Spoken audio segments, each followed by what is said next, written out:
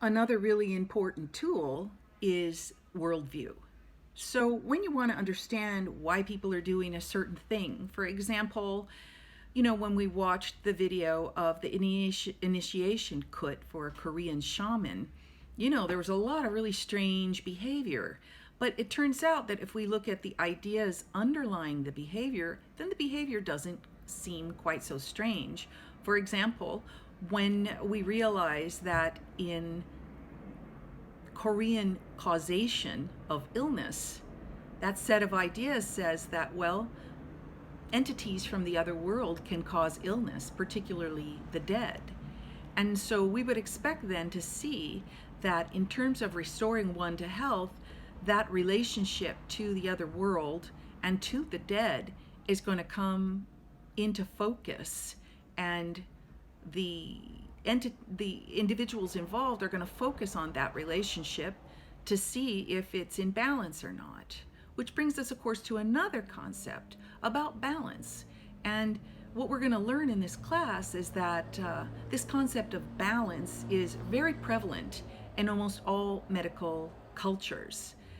This idea that when the body or the mind or the spirit even is out of balance, then illness can enter the picture. The question for us is, well, what is being balanced? What is it that's out of balance? Is it hormones and neurotransmitters and calcium? Or is it one's relationship to snake and deer and the forces of the other world? Or is it one's constitution? And is there an excess of heat? Is there an excess of cold? Is there an excess of wet or dry? As we will learn when we start looking at traditional Chinese medicine and Ayurveda. So in medical anthropology, we call this the principle of equilibrium. And it's a very important concept. Once you sort of grab onto that concept, you begin to see it everywhere. Oh, what is being considered to be out of balance in this particular case? And then people's behavior can make sense. So when you read Fadiman's book, The Spirit Catches You and You Fall Down, there's a lot of behavior in there that the Hmong family engages in, such as killing the pig. Why did they do that? How does that possibly make any sense? How does that possibly connect at all to Leah's health? And when we examine those ideas, we realize that, well, in Hmong worldview, people are tied to the other world. They're connected to the other world. The spirit of the pig and the sacrifice of the pig then lends its strength or its power to the ill individual. And that's what the family's trying to do when they do that.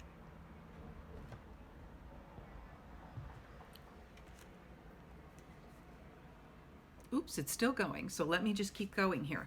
So when we look at something like medical systems, and we're trying to understand the medical systems,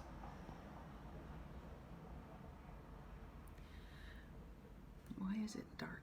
There we go. All right.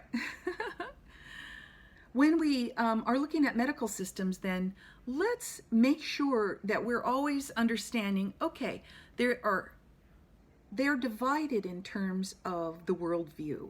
So personalistic medical systems are using the other world as a source of information, as potentially a source of the illness, and potentially as a source of information about the treatment.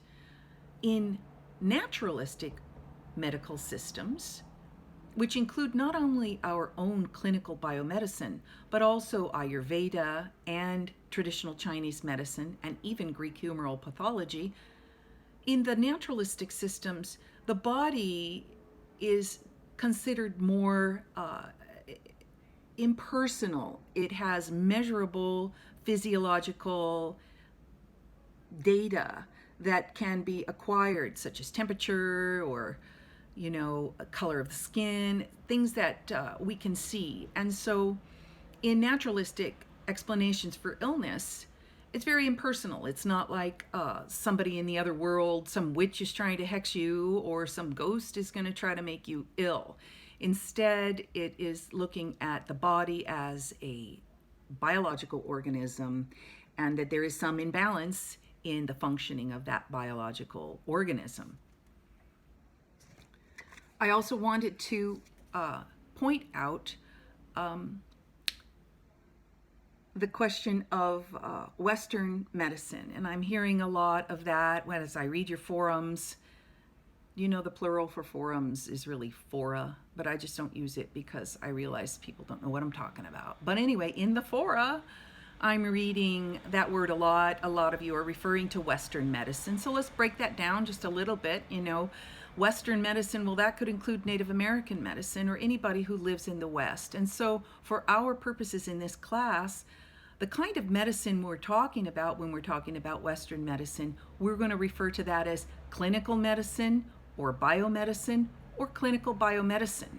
And I'll be explaining very carefully what that really means, but that is a view of the body as sort of a mechanistic view, that the body has different parts that can be